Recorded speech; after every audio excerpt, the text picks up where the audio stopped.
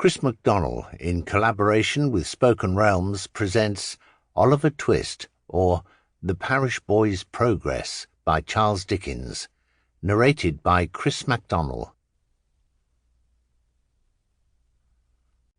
Chapter 1 treats of the place where Oliver Twist was born, and of the circumstances attending his birth.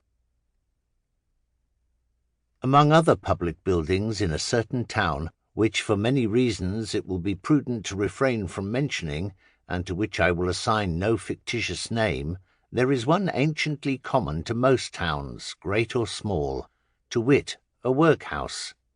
And in this workhouse was born, on a day and date which I need not trouble myself to repeat, inasmuch as it can be of no possible consequence to the reader, in this stage of the business at all events, the item of mortality whose name is prefixed to the head of this chapter. For a long time after it was ushered into this world of sorrow and trouble by the parish surgeon, it remained a matter of considerable doubt whether the child would survive to bear any name at all, in which case it is somewhat more than probable that these memoirs would never have appeared,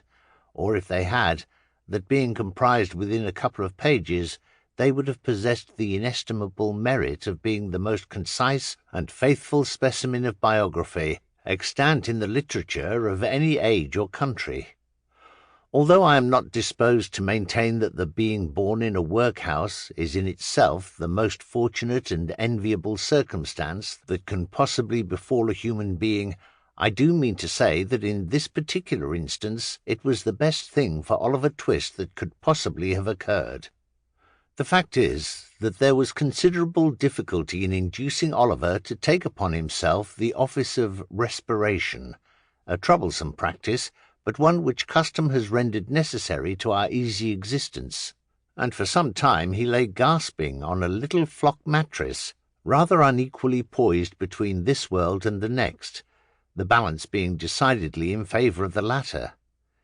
Now, if during this brief period Oliver had been surrounded by careful grandmothers, anxious aunts, experienced nurses, and doctors of profound wisdom, he would most inevitably and indubitably have been killed in no time. There being nobody by, however, but a pauper old woman who was rendered rather misty by an unwonted allowance of beer, and a parish surgeon who did such matters by contract, Oliver and nature fought out the point between them. The result was that after a few struggles Oliver breathed, sneezed, and proceeded to advertise to the inmates of the workhouse the fact of a new... Sample complete. Ready to continue?